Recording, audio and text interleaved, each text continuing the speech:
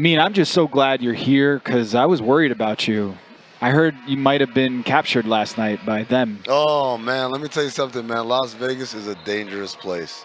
It's a dangerous place, man. I was out, was having a good time. I was grabbing a quick drink at Aria, get a text from my buddy Vinnie Goodwill, and Vinnie says, hey, man, where you at? We're at Cosmo. I said, I'll be right there. So as I'm turning to leave, I bump into a young lady. Okay. She makes a funny joke or whatever, and I say, ha, and I make a joke too, and exchange names, and next thing I know, there's a second one there, and then there's a third one there, and everyone's hanging off every word I'm saying. I'm like, Little my spidey sense is tingling. Your third eye started to open up. My third eye opened up, and I saw what was happening. I saw the okie doke that was happening, and the giveaway was when I made a joke, and I got the laugh and pat, and the pat started at my shoulder and ended somewhere south of my pectoral, and I said, I need to go. You can't orchestrate a trap on me. I'm Steph Curry. I'll pass out, and then I'll run to the corner. So I ended up going, and I met up with Vinnie Goodwill and Chris Haynes and George Sedano and Mo Daquilo at the. Oh wow! Yeah, man, we had a dream team last night at Cosmo. So you're safe. Like they almost got you. Man, they were talking about we got a limo, and I'm like, oh, that's nice. Like, where are we going? I'm like, I don't know where we going. Oh, I got to go to the bathroom. And she got the hell out of there. I'm telling you, man, Vegas is a dangerous place. Yeah. What about you? What'd you do? I had work. I didn't want to get involved in the infiltration that was about to happen with you, so I stayed back last night, and I didn't get a chance to hang with you and Vinny. I'm just upset. You're supposed to say, I watched 2 hours of The Bachelor. Oh, no, I was trying to hide it, man. Yeah, I stayed in and watched The Bachelor, because that's what you do in Vegas. You stay home and watch The Bachelor and take notes. That's what I did. So, Vinny, did you have any issues with him last night? Any shenanigans? I mean, there were shenanigans, but I left. There were shenanigans, but I was like, hey, it's time for me to go. I left Amin to his own devices. I mean, what happened with that device? Welcome to Cinepho. My assignment: uncover why the association inspires more conspiracy theories in volume and salience than any other U.S. sport. You've heard of the Illuminati. The truth is out there, but so are lies. Your eyes can deceive you. Don't trust them. The NBA has always been controlled by about 8 people. Denial is the most predictable of all human responses. If you're only using 10% of your brain, you don't even know that you're using 10% of your brain. The NBA Illuminati. If coincidences are just coincidences, why do they feel so contrived? The Illuminati. But you start to follow the money, and you don't know where the it's going to take you. It is unspoken. They have influence among other players. The NBA Illuminati. I don't have time for your convenient ignorance. Maybe I'm a conspiracist now as well. That's all it took. Oh, we got books, we got schools. You saw a video on YouTube. My eyes, sir. You've never used them before. We are the Basketball Illuminati.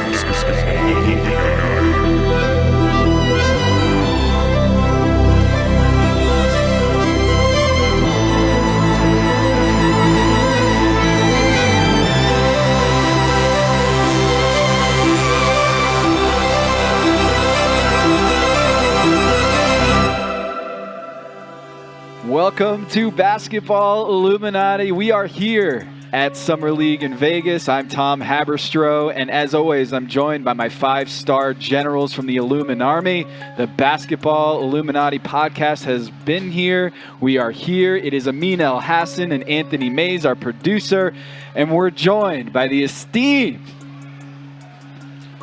Yahoo Sports senior writer. Long pause after his theme. Like he reconsidered. I did the dramatic. He reconsidered. Like, is that too much? Is that too much? Blowing off some steam. Keep third eye open. Okay, Vinnie Goodwill has joined us on the show today. Covers the NBA and has inside knowledge of how everything works. He's one of the best in the business, and we're very, very happy to have you on the show today. We're going to talk about KD. We're going to talk about Kyrie and all the other craziness that's happened in the league. I've got my own research that I want to present in this podcast and a segment that we like to call, what does it mean? Tom does his own research. Tom does his own research. But first,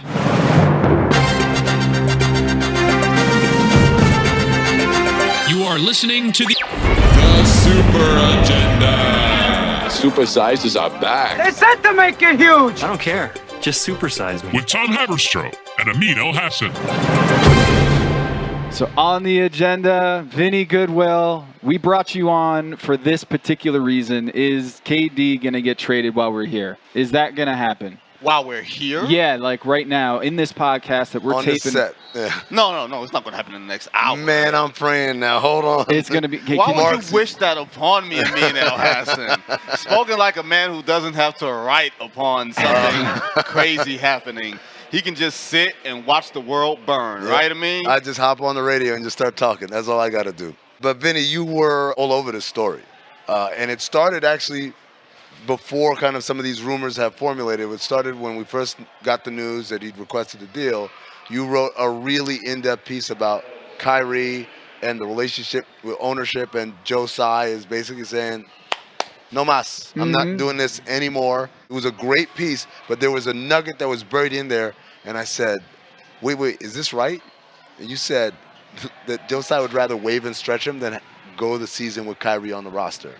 You noticed that. I did notice that. I'm surprised more people didn't notice it. Hey, man, he's an amazing writer. He's not burying that. He has strategically placed that in the article. I see. That's why I'm here. I get it now. I get the show. I get it now. Aggregators, grown up. I mean, think about it like this, y'all. Joe Tsai is a dude that's run through 3 CEOs on the business side. Do you think a man of such wealth is willing to take orders from Kyrie Irving? Like, come on, y'all. Like, at a point where you don't find a trade partner, let's just say the Lakers, let's just say that trade doesn't happen. Right. There's no way that they allow Kyrie Irving to step foot inside Barclays or the training facility in Manhattan or whatever the hell that place is or whatever, right? There's no way in hell he comes back. So if you don't make a trade with the Lakers and there's nobody else out there willing to deal with you, why not take that $39 million or whatever it is? What is it? Multiply by 2, add 1. Yeah, it's 3 years. Guess what? You know what that's the equivalent of? That's the equivalent of, that's the equivalent of a bad contract that Sean Marks used to take on players with draft picks attached that helped sort of fuel this rebuild. You got to start over anyway. Why not start off with a bad Josh Smith contract? Wow, what a callback, Josh Smith. It's crazy to think, like Kyrie Irving, like not 2 months ago, we were talking about how he's the most skilled player in the NBA on planet Earth, and now he might be Josh Smith and Andre Drummond out of the NBA, that no one is willing to come to the asking price that the Nets want in a trade. And he's already said the Lakers, they're in a stalemate. We talk about this a lot on this podcast, is that there's always a game of chicken between what the player wants and the front office wants, and then that third piece, which is the other team wants, right? So the Lakers just have another pick, the 29 pick, first-round pick, that they could throw into a deal potentially to bring Kyrie Irving to the Lakers. It just opened up. But if you're the Lakers, are you willing to commit 27 and 29 to get off the Russell Westbrook contract, get Kyrie Irving to play next to LeBron James, if you don't have LeBron committing long-term with you? Okay, well, you're talking about completely differing agendas, right? So we've got Genie Bus and the Rambi and Phil smoking peyote or whatever the hell Phil smokes. Wildly peyote. Yeah, there you go, right? So you got all of them. You've got LeBron and you've got Clutch, their influence. Then you've got Darvin Ham, the Lakers brand, everything. There's all these different entities that have completely different agendas right now. Does Genie Bus want to maintain power or maintain the appearance of power more than she wants to win? Now, that's not to say that bringing Kyrie Irving there means that they're going to win, because I think you can do all this and wind up being the 7th seed, getting bounced in the first round by the LA Clippers, right? But you don't want to be the organization that doesn't give the generational player everything he wants, even if you're giving him the keys to drive this off of a ditch. You don't want to give him the leverage to say, you didn't do everything that I wanted you to do. I'm not going to sign this extension in August, when, to be honest, is him signing the extension the best possible outcome for the Lakers as a whole? I don't think so. I mean, if you're the Lakers, unless you know LeBron's going to be there, do you want to hit your wagon at Third Eye Kai? Third Eye Kai, man. You just named a bunch of agendas, and that's just on the Lakers side. Then you throw in what Third Eye Kai wants. You throw in what the Nets want. You throw in what Kevin Durant wants, because what happens to Kyrie Irving affects what's going to happen to Kevin Durant. Does it? I think it does. I think it does. I think for KD, that solidifies it's a wrap, right? No, it's a wrap It's a now. wrap. There's no chance. You don't think there's any chance of salvage, even in the short term? I think one thing about Kevin Durant is he's really clear when he's done with something. Right. When we saw he was done with Oklahoma City, he was done. Right. That night in LA, when we saw he was done with the Golden State Warriors, even though there was 6 months left, he was done. Right. Shouts to Ethan. The one thing, there you go. When he was done with Ethan, he was He done. was done the whole way. The one thing that the Brooklyn Nets will probably hold on to and say is that he's a professional. Right. If we are in a situation where we don't get a deal done, and from what I've heard, smart money ain't necessarily getting a deal of value right now. Like I've heard the best offer, it ain't that great. Right. All right? Because they have no leverage. But they will think maybe we can bring him into camp. Maybe this is Kevin Durant. He changes his mind every 5 seconds or whatever, which could very well be true. But when he decides he's done with something, I think he's done. I mean, it's been, 10 days, 2 weeks since the trade demand, and we haven't heard a word. Not a drop. Well, he said something about people being with him in the gym and stuff like that. Oh, yeah, and then he complimented Chet Holmgren's shoes because of the KDs. He was wearing the KDs. Because they're his shoes. Yeah, that's right, Tom. Yeah. That's right. Anthony Mays, man, just popped in out of nowhere. It's a sneak attack. Vinny, I want to ask you, you said that Josiah would rather wave and stretch Kyrie out of spite, maybe to prove a point, just to put his boots on the table and show his business strategy. How many teams that aren't willing to trade for Kyrie now would line up to bring him in if he were a free agent? Line up or inquire? If he's a free agent. Now, we're not talking about price tags. Just minimum 1-year deal. How many teams? Okay. What you're trying to connect the dots on is saying that some people would rather not pay the price on Kyrie Irving and have him in the building. Right. Do y'all know that to be true? Because I'm asking you. No. What I'm saying is the thing that we've heard about Kyrie Irving is that if we don't like him, we don't want him in the building. Right. It's not about how much money he makes or doesn't make. Right. It's nothing to do with the price tag. It's everything to do with You called him like outside of the floor. a master of destruction in your piece or something like that. And I was like, yeah, you bring him in and it just blows up everything, right? The Boston Celtics, we did partner this. in dysfunction, master of destruction, something like that. You see how gassed he is off his own line? If I can't gas me, who else will? You got to be your own best fan, man. Let's say the Miami Heat were like, you know what? We don't want to give up the assets that it would require to get Kyrie Irving. Could we bring him in and have Kyle Lowry and Kyrie Irving at the 1, Jimmy Butler, without giving up any assets? You just bring him in. Here's what I think. I think there are organizations that are mixed internally on Kyrie Irving. It's not a cut and dry, oh, no, we hate this guy, we don't want him. Mm-hmm. I think an owner may say no, a GM may say yes, a coach may say no. You know what I mean? The further the distance is from Kyrie Irving, the more apt you are to say yes. Why? Because you don't have to deal with him every day being the coach. Vinny, so you're telling me that even if the price tag of trading assets for Kyrie Irving is gone and he is available, that his reputation is so bad right now that the best natural hooper out there would basically have the Lakers, and that's it. What does best natural hooper mean? Like, explain. Can we get the X-Files music behind that and explain best? We got the X-Files music, Vinny. It's been going this entire time. Don't you worry about that. I'm just going off of what I've seen out there. Andre Iguodala praises Kyrie's abilities. Obviously, we know KD is a big fan of what Kyrie can do with the basketball. I'm just talking about his skill set, not everything else. That's going to just get passed over. Wait, did he say Kevin Durant praises Kyrie? He called Kyrie an artist, right? Yeah. Ain't he getting away from that artist? Ain't these two artists going their separate ways? Okay, well, let me start with this fundamental question. Is Kevin Durant leaving because Kyrie isn't getting extended or happy with the situation? Or is Kevin Durant like, this is my opportunity to get the hell away from this guy? Yes. Okay. I think it's Kevin Durant, so it's a contradiction, right? Right. It can be two things at once, and this will sound really confusing, but I will try to explain it the best I can. I believe he looked at Kyrie Irving not getting his extension, the full max extension, as a sign that this is not a serious organization. Like, you don't jerk a player like Kyrie Irving around like that. Because that's my boy, I'm going to want the best for him. But sometimes you know that your boy ain't the best for you either. Right. So when you saw that, you're like, you know what? This ain't it.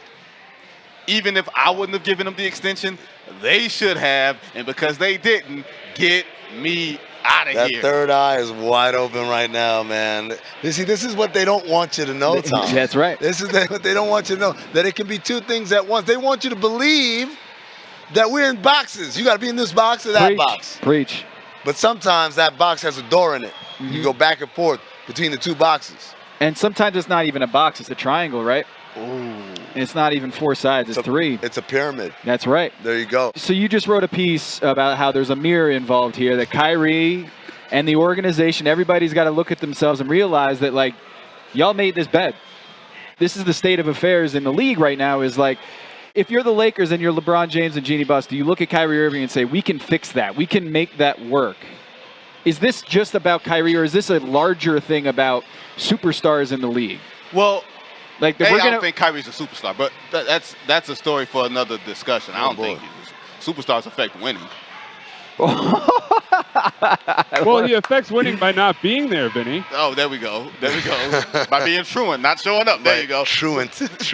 Did you always have this feeling about Kyrie Irving, or is it over the years you changed your opinion about this player? As the facts change the opinions. Yeah. I fell into the matrix like everybody else. Man, this kid is so skilled. You know, wait till he grows up and matures and all this other type of stuff. And then he gets with LeBron and it's in the perfect sort of complementary situation. And let me make this perfectly clear. I completely understand why he wanted to get away from LeBron. Right. I completely understand why he didn't want to live in Boston. Because why would I, right? But at the same time, all those micros create a macro, and that creates a picture. And it can't be somebody's fault every time. How many times have we heard Kyrie Irving in real time take accountability? So when you talk about a superstar, that's accountability in the moment, that's showing up, that's sweat equity, that's all that other type of stuff. That's not Kyrie Irving. Mm-hmm. He's a great, great talent. I don't know if you can win with him. And if you're saying, man, LeBron can fix him, this ain't the same LeBron. Right. This ain't the same Kyrie. Yeah. It looks the same. I said it's like when you live with your parents and then you move out, you get your own place, and then things happen. You got to move back in with mom and dad. Yeah. Like it's just not like the old same. times. Yeah. It's not going to be the same dynamic because everyone's grown, but inevitably mom and dad still look at you like, yeah, you go clean your room and take out the trash. And meanwhile, you're like, man, I'm a grown person. I don't have curfew. I can do what I want, right? So that's what I wonder about Kyrie in L.A. But I wanted to ask you about something you said. You were potting with Chris Haynes. And you said the Nets made an overture towards Minnesota. Yes. I want you to tell the people. Aggregators unite. Aggregators, mount up. Tell the people what the Nets allegedly demanded from the Timberwolves for Kevin Durant. This is allegedly. I got this from a couple of people independent. Right. Here's what I won't even preface anymore. I'll just go into it. Yeah. Called the Minnesota Timberwolves, obviously, before they dealt for Rudy Gobert. And they said we would like the Ant-Man. We like Karl Towns, and multiple first-round picks and swaps. That, to me, is a very. Let me ask you this, right? Yeah, but that's just anchoring a negotiation, right? But it's not anchoring a negotiation with the Minnesota Timberwolves, right? It's anchoring a negotiation for the world, Chico, and everything in it, right? Like, hey, don't come with your bullshit offers. Oh man, I forgot we're on the concourse. Wow. Don't come with your BS offers. If you want this guy, he is arguably the best player in the game when he's healthy. Mm-hmm. You are going to have to give up the whole legacy of your franchise. This is the cost of doing business. This is what it takes to get into the door. And I think it was purposely said to that person to get around to the league. It was purposely said to another person. It wound up making its way to me. Now, I didn't write it because I didn't feel like it was worth writing, but I felt like in context, we could have a discussion about it. So, yeah, of course they're going to set the... Because if you think about it, KD has more trade value than James Harden a few months ago. And James Harden in that trade got Ben Simmons, who all-NBA player that was out, yes, but in terms of the actual accolades of Ben Simmons, and they got Seth Curry, and they got a couple picks for that, right? Drummond. You look at You look at the other trade with Rudy Gobert. That's what it takes to get an all-NBA player who's all defensive, 3-time decoy. So when you're Kevin Durant and you're like, all right, I want out, and that's the asking price. Are the Brooklyn Nets actually doing him not wrong here, but being like, hey, we're not going to trade you for peanuts. Like, we're not just going to throw you out the door and get nothing in return. So I'm sorry, KD, you're stuck with us. Guess what I would like to do? I would like to go on a date with Kelly Rowland. I would like to go on a date with Halle Berry. There's a lot of things I would like to do. It doesn't mean I'm actually going to do it. So they can set their price. Right. They can say, we're only going to trade Kevin Durant for this, this, and this. With the belief, y'all, he's not going to be as unprofessional as those last two. Right. That's what they're holding on to. We're going to trade him no matter what, because if nothing else, he's going to come back to camp. When I don't know if he's going to come back to camp, and he's got to find a way to let them know that he means business, and they've got to find a way to get to business. Now, for your real third eye, what's going on today, somewhere around right now, a Board of Governors meeting. All the owners convening in one place. You know what Adam Silver would not like? He would probably not like his most, let's say, is Kevin Durant the best player in the league, or arguably the best player? Yeah. Not showing up to training camp? Right. Would you not like to have that around your league in September? So how about you tell Joe Tsai and Sean Marks to get this done before you embarrass the league any further? Right, because the whole idea is, I've talked to players about this. We talk about we like professionals and professionalism and all that, but the reality is when you want something done in the NBA, you got to make a mess. You can't be professional. Like, and I've seen guys be professional and nothing happened, and then they make a mess, and then the next week they're out. It's not cool. Your name is going to get ran through the mud, like in the press and among fans or whatever. James Harden, Anthony Davis, Goran Dragic in Phoenix. I mean, like, there's a long list. Eric Bledsoe, I don't want to be here. Right. There's a long list of players, stars or otherwise, that wanted out or wanted changes, couldn't get it, and so they got it when they made a mess. For Kevin Durant. Does he have to make a mess? Right. Because on the one hand, you said, when he's done, he's done.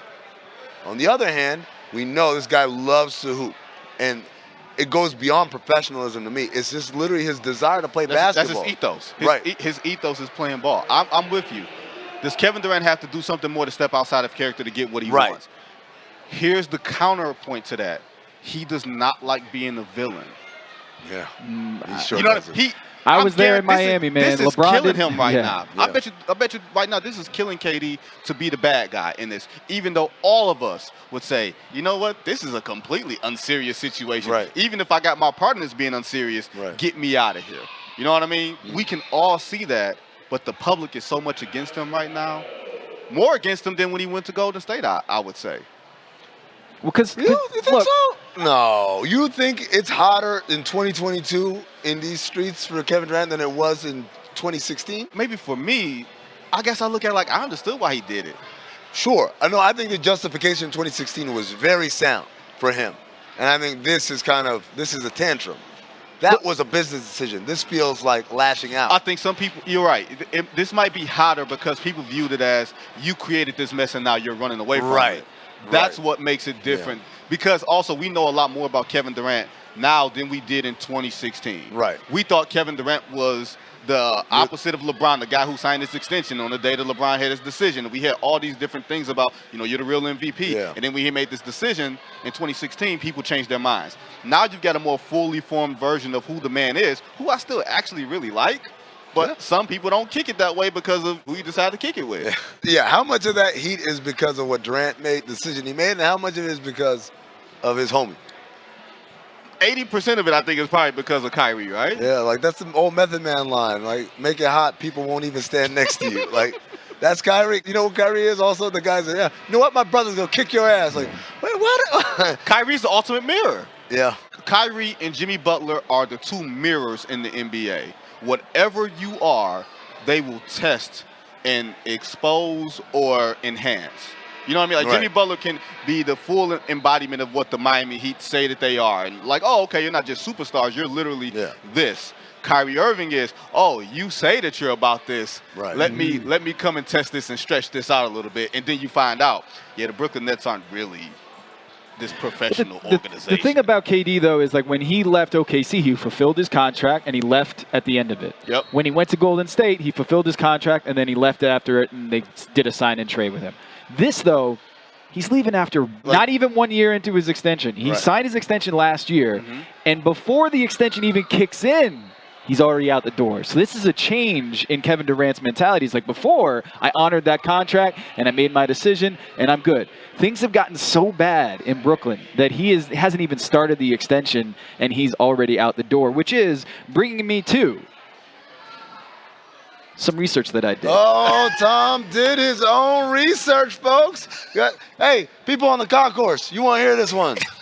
Did my own research with the help of some truth tellers out there. Look at Concourse. Get a nice look at the Concourse. Yeah, they're flocking here. Hey, make a line. Look at them running over. That's right. Tom did his own research, folks. What does that look like? You doing your own research? Are you doing studies yourself? Are you in the lab on a nightly basis? What are you doing? Do your own research. Do your own research. Do your own research. Do your own research. Doing your own research. I'm not a scientist. I'm not here to tell everyone that this is it. For me, it's just giving everyone a chance to do their own research and find their own knowledge.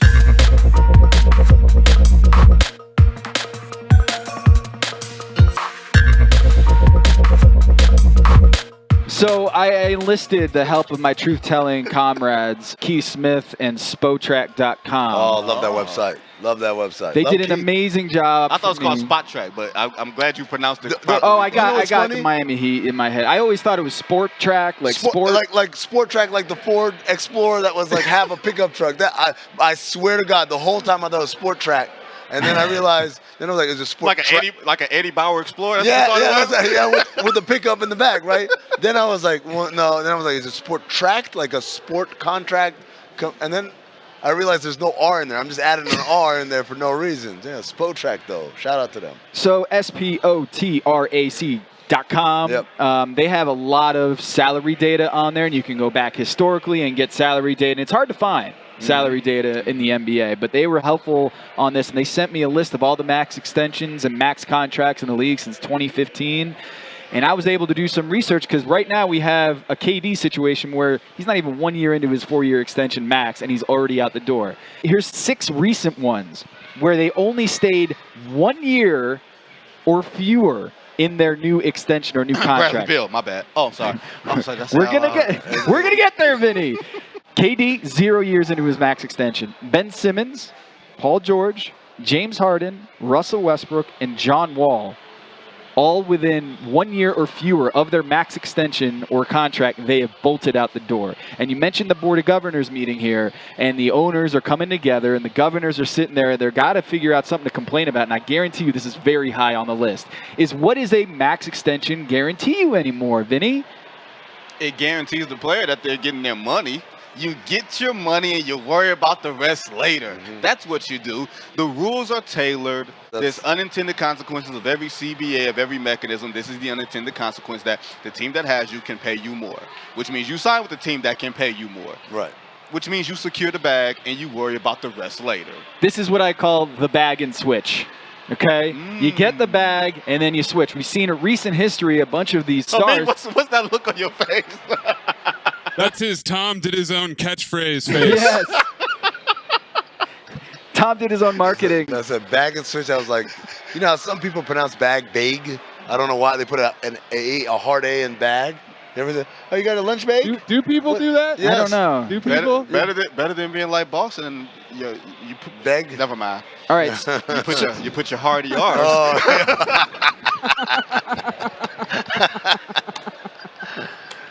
Let me just say, hold on. Let me pause this to say, Game 6 of the finals was during the U.S. Open of golf. So there were no hotel rooms anywhere. They were all like $1,000. Like, I'm sweating this out. I'm trying to figure out where I could stay. I end up getting a hotel room in Southie for an exorbitant amount. South Boston, yeah. Yeah. And it, by the way, it hasn't been gentrified. Just, I want everybody to know. It's still what it is, right? And so I'm complaining about the hotels, which, by the way, we had been complaining about in Game 5 in San Francisco. We all had this conversation about, wow, the room, what's going on, what's the rates, da-da-da. This guy says, I'm staying at the Renaissance. I said, Renaissance? What was the rate? He said, that's a nice hotel. He said, $189 a night. Like, $189? He's like, oh, but it was only open for a couple hours. Like, well, why did you tell me? He said, I told Howard Beck. This is supposed to be my brother right here. This is Vinnie Goodwill for the culture. When confronted with the rate has dropped to like an amazing amount, I'm going to tell Howard Beck. Are you putting your third eye on Kyrie? See, once again, he's like Kyrie, doesn't tell the full story. Kyrie saying, I need 2 weeks off, because, for mental health break and then show up at your sister's birthday party maskless, right? Amin conveniently omitted a detail. What's the detail? It sounds like Amin has an agenda. Oh, here's the agenda. I don't know what it means. Agenda is. It's to blame another black man. You know what that is? we're gonna call you initials that start with JW. Wait, that's the agenda. Watch out now. Hold on. Now you wait a gosh darn second. Here's what Amin forgot to tell you guys: is that the block was open at that hotel for literally 10 minutes. That's 10 minutes I could have I didn't realize it because Tell me, what do you don't realize that? I booked it while I was on the flight. Right. And the flight was going out, so I had no internet access. And the source said, Vin, did you book this? I said, yeah, I booked it. Go ahead and check it. And they checked it. It was back to $700. Like, from the time between us taxiing and getting on the shuttle, the flight had changed in 10 minutes. I mean, the hotel changed in 10 minutes. This is a convenient. That's a convenient truth, I mean. Yeah. Listener, listen up. This is important. Okay, I'm going to try to save you some money here. If you're still overpaying for wireless, it's time to say yes to saying no. At Mint Mobile, their favorite word is no. You may think like, oh, that's bad. No contracts, no monthly bills, no overages, no hidden fees, no BS. Here's why I said yes to making the switch and getting premium wireless for $15 a month. You heard that correctly. $15 per month. Ditch overpriced wireless and the jaw-dropping monthly bills. And of course, there are all these hidden fees and stuff, but at Mint Mobile, plans start at $15 per month. All the plans come with high-speed data, unlimited talk and text. You're not doing like weekend and nighttime minutes or anything like that. And it's delivered on the nation's largest 5G network. Use your own phone. Don't have to get a new phone. Use your own phone with any Mint Mobile plan and bring your phone number along with all of your existing contacts. I switched months ago. People have asked, did you actually switch? Yes, I actually switched months ago, and I don't know what to do with all this extra money. I've cheated the system here. I've rigged something. This is an Ocean's 11 situation where I'm stealing wireless from Mint. That's how good a deal it is. Ready to say yes to saying no? Make the switch at mintmobile.com/dings. That's D-I-N-G-S. That's mintmobile.com/dings. Upfront payment of $45 required, equivalent to $15 per month. Limited time new customer offer for first 3 months only. Speeds may slow above 35 gigabytes on unlimited plan. Taxes and fees extra. See Mint Mobile for details. Hello, listener. It's Producer Maze here to talk to you about Quince and their cookware. Cooler nights mean cozy meals at home, and Quince's cookware has made fall cooking so much more enjoyable. Their pieces deliver the quality and performance of luxury brands, but at a price that makes sense. And they look gorgeous on the stovetop, too. No matter what item you need to complete your kitchen, Quince has you covered. With 5-ply stainless steel pots and pans, nonstick skillets, chef-quality knives, and even ceramic bakeware, which is perfect for cozy casseroles or Sunday roasts. And when you look at these prices, you might think, how is Quince doing this? How do they deliver high-quality items similar to high-end brands that are half the price? Well, let me tell you, they partner directly with ethical top-tier factories to cut out the middlemen and pass the savings on to you. And it's not just cookware. I got myself some bath sheets. That's right. When you're a tall man, you have to use bath sheets, not bath towels from Quince. It's like drying off with the cloud. It's incredible. Upgrade your kitchen for cozy fall meals with premium cookware from Quince. Go to quince.com/dings for free shipping on your order and 365-day returns. That's QUINCE.com/dings, D-I-N-G-S, to get free shipping and 365-day returns. Quince.com/dings. Back on this 5-year extension stuff. Oh, sorry about that. No, it's okay. Bag and switch, baby. Bag and switch. Back to Tom. Here's some more research from my friends at spottrack.com. We're going with SpotTrack? Okay. I like SpotTrack better. The 5-year max extensions beginning in 2014-15. There were 14 of them. Starting the 2014 and 15 through 2017 and 18, only 5 of those 14 stayed all 5 years. So the Zion Williamson situation where I'm locked in, 5-year deal, only 5 of the 14 players stayed with their team for the full remainder of that contract. This is for the rookie extension or any 5-year extension? Any 5-year max extension. Now I stopped at 2017-18 because the fifth year is this past season. Still early, yeah. Okay, so those 5 players are Steph, Dame, John Wall, Kevin Love, Bradley Beal. Okay, Bradley Beal just signed another 5-year max extension, and then we got over here Zion Williamson who signed another one. Mm-hmm. The average staying power, the average duration of that extension is 3.5 years. And if you're the New Orleans Pelicans, you're sitting there and you're like, all right, we got Zion Williamson for 5 years. Mm-hmm. And they say he's committed to the community. And they say he's committed to the city. And they have the YMCA thing in front of all the kids. And Bradley Beal, when they got the contract and they put it on the website, it says dedicated to DMV. And this is all to try to make a ploy of like they are showing us loyalty. Right. But I feel like the game has changed now where they have to pray, they have to beg for that loyalty because of what we've seen with Kevin Durant, what we've seen with Ben Simmons. They'll light the thing on fire.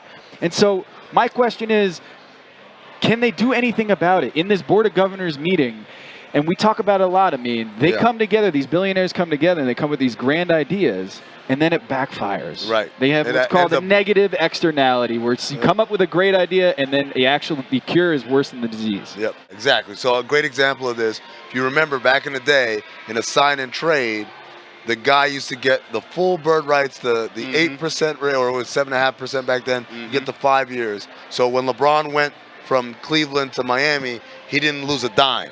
He got to sign like the same exact type of deal he would have signed by staying in Cleveland. The owners took that to mean that, oh, if I make it so that, he can only get that money from me, then we'll get less sign and trades.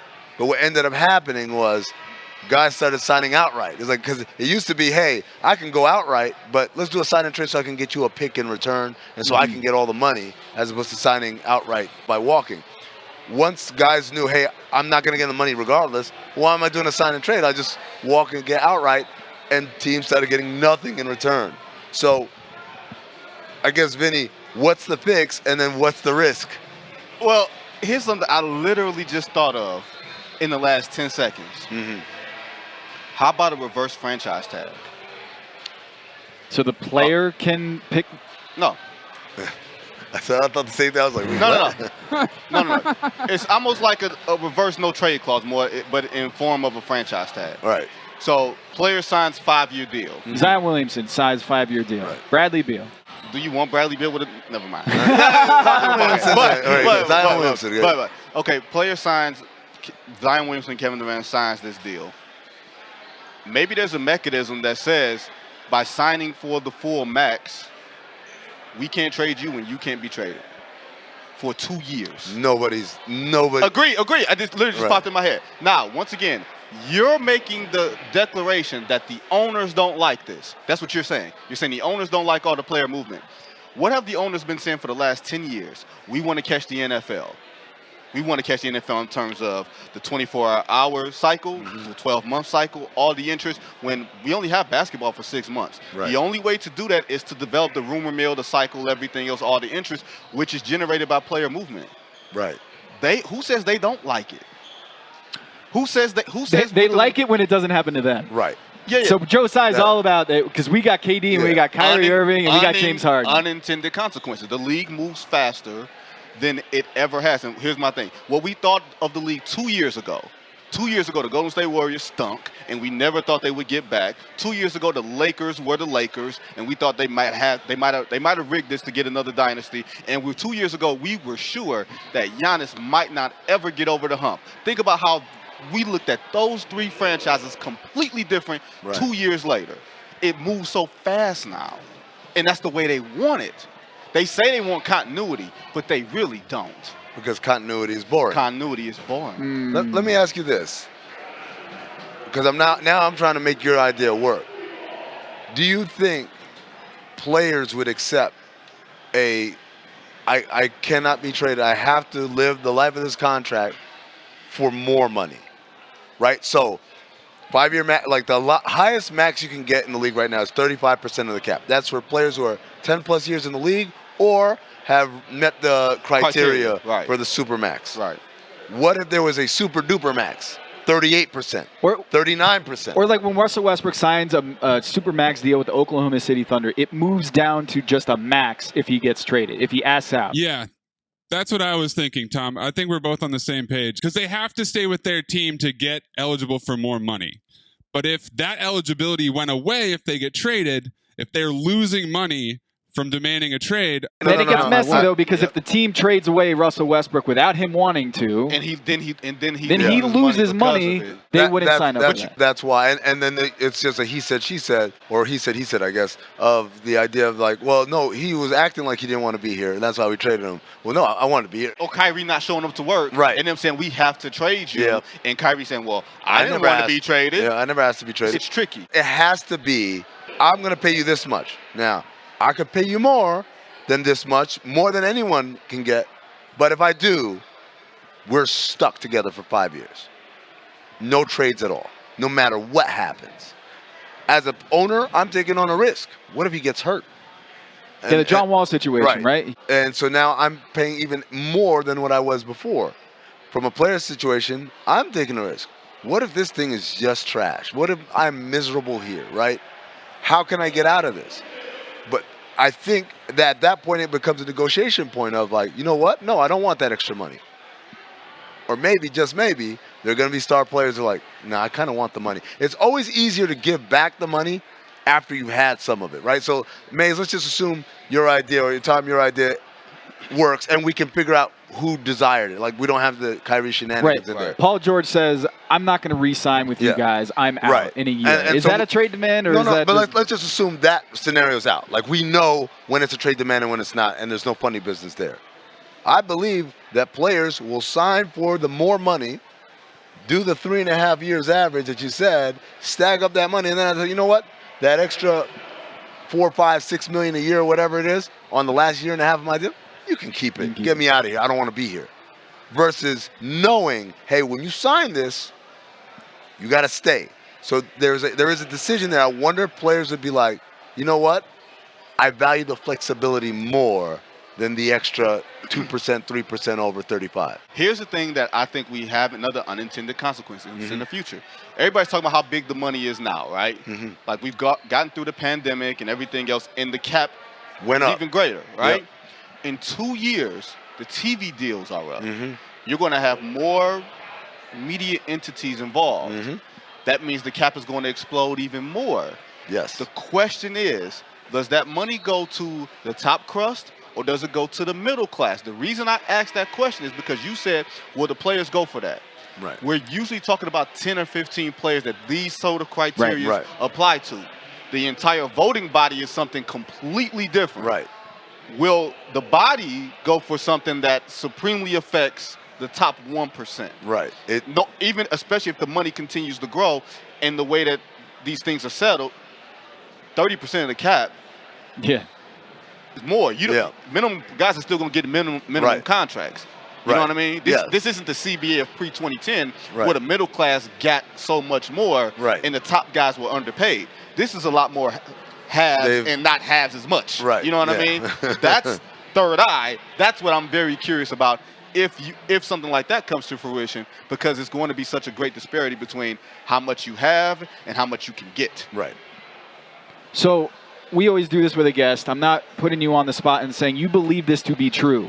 Okay? We're not going to have it aggregated. We're asking questions. If someone came to you and said, Vinny, this one conspiracy theory out there is actually true. It happened. It did happen. Which one would you be like, you know what? Maybe. There's the whole frozen envelope. Yep. There's the whole pizza with Michael Jordan. There's AC in San Antonio. I know AC in San Antonio. We've done that one. There's Kyrie. Well, there's a lot of things with Kyrie that people are keeping their eye open. Michael Jordan suspended for 2 years for gambling. Right. And that's why he played baseball. That's the one I least believe. Yeah, no, because David Stern would have to say no to money. Exactly. Right? David Stern is the ultimate capitalist, and he's going to say, you know what, guys? I'm going to build my league around Patrick Ewing for a couple of years. Come on down, Akeem. There's Anthony Davis, the Pelicans winning that lottery. I was in the room. I was in that room. I was in the room. Okay. I was in the room when that happened. And so they did the sleight of hand in front of your very eyes. If they did it, my hearing stinks, but my vision is good. I don't even need a third eye. I don't believe that. Now, what I will say, the frozen envelope, I could see the frozen envelope. Now, my thing is, if you're going to do the frozen envelope, you're going to do it for Patrick Ewing? At the time, man. At the time, they were calling the next Bill Russell, man. Like, at the time, and he hit Bill Russell's knees at that point when Bill Russell was already 20 years out of the league. They didn't have medicine back then, man. Yeah. I mean, just like put some tussin on and get out there. What's the biggest? Is that the biggest conspiracy? I used to believe the Jordan one. I don't anymore. The Jordan, which one? The pizza or the suspension? The suspension. Yeah. I used to believe that, and I'm like, why would you tell the biggest moneymaker in all of sports to go sit down somewhere? The suspension makes sense when you believe that the league does things because it's right versus because it makes money. If you're young and naive, you think that there's the reason why things happen is because that's the right thing to do. That's the ethical thing to do. That's the moral thing to do. And then you grow up and you realize, what's this look on my face say? Does this look on my face say I got a story to tell? I got something funny to say? Man, yeah, all right. So there's a player that I slander a lot, Amin El-Hassan. Oh, man. Vinnie Goodwill has a lot of beefs. No, I don't. You say that, but like when I start naming and listing them, this is how it goes. And I'm not going to say any of the names, but this is how it goes. Vinnie, you got a lot of beefs. No, I don't. What about so-and-so? Man, he had it coming. What about so-and-so? He started it with me. Man, I love so-and-so. Man, no one's talking about him. Like you're not denying any of these beefs. You just have like an explanation of why they exist. That's chicken. Come on. It's tied to the Jordan thing. Okay. Wow. And I think it's funny. Okay. I don't know if I believe it, but I just think it's funny. Right. Now, if you were to believe that Michael Jordan was actually suspended, the one piece of evidence in your favor, the biggest piece of evidence, is that Jerry Reinsdorf continued to pay his $3.2 million salary when he was playing away. Baseball, yeah. If he's retired, I ain't paying you to not show up in this brand spanking new building that I got that you're not showing up in. Why am I paying you? All the while, you've got a disgruntled superstar or superstar in mind only that is pissed off about his contract. Now imagine how pissed off Scottie Pippen is. And he get paid $1.6 million, and you paying somebody to be inactive twice for a year and a half. Twice as much. You paying this dude twice as much as me, and he out there shagging fly balls in Birmingham, Alabama. Can you imagine how pissed off Scottie Pippen was? I do. It's funny. Sorry. Man. It's funny how I took pains to keep identity secret. I know. And he's like, there's another superstar in mine. I'm like, well, I guess that gave it away. There was no connecting the dots. The dots were already connected. It was just like people don't realize. Is this shtick, or do I really believe this? Wow. Look, I'm gonna tell y'all right now. Hit the third rail. X-Files music. X-Files music, folks. Hey, he believes this, man. Look. He's not. This is not a bit. This is not an act. Off camera, mics off. It gets worse, man. That's actually the tamest, most respectful version of his kind of his evaluation of Scottie Pippen as a staff record label and a mother-loving crew. So yes, this is not shtick. Man, we went over, but it was well worth it because Vinnie Goodwill is that good.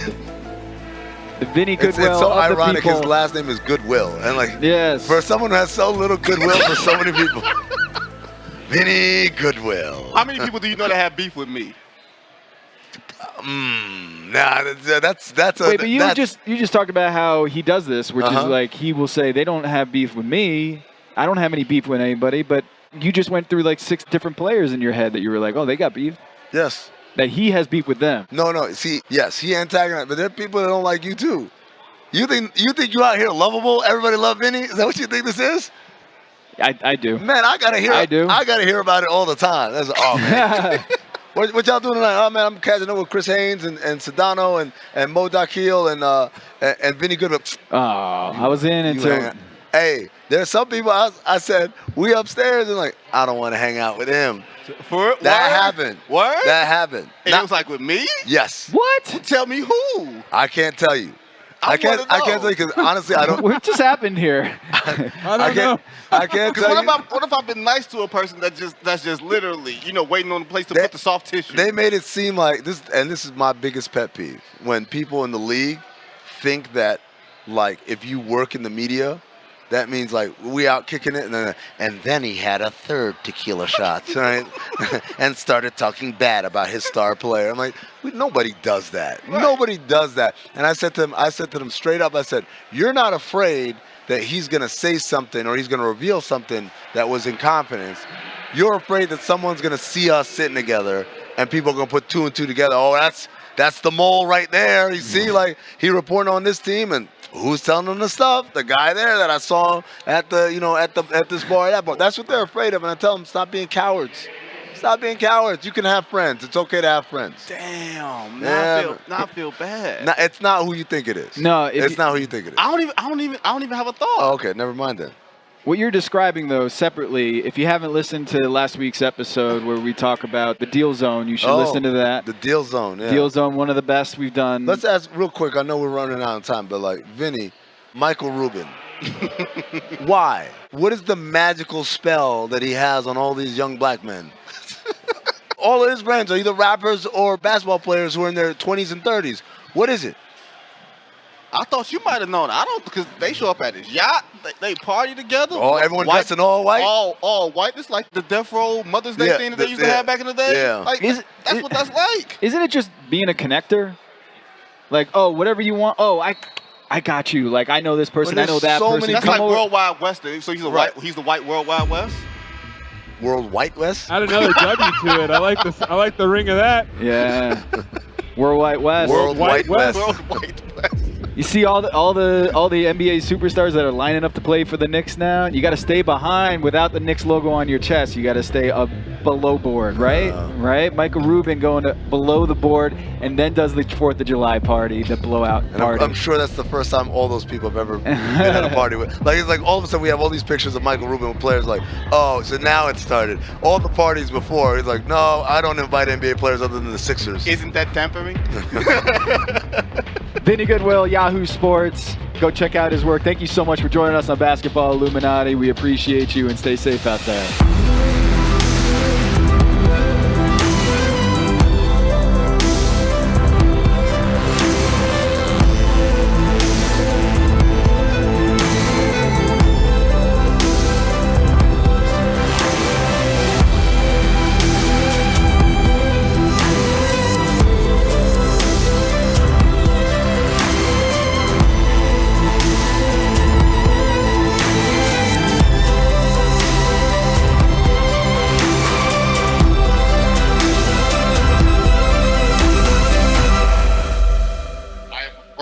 I'm very, very afraid. Nah, man. We're just going to get us all fired. That's all. Is that it? Yep. This is the last one for everybody. Everybody's getting fired? Yeah, that's the goal here. We're going to go out with a bang in Vegas. You know, no other better place. Well, I was thinking I was going to get Howard Beck fired tomorrow because we're doing Sirius. But maybe I'll get fired today. Wait, so Howard's been on with us. Didn't get fired. Somebody's getting fired. Howard was great because he did the 85 draft. Oh, the frozen envelope. It worked out so well for them that they never tried it again. Save it for the show, Vinny. We're not recording yet. We're always recording. I'm sure it's hot. Yeah. Mics are hot. Keep your Kyrie eye open.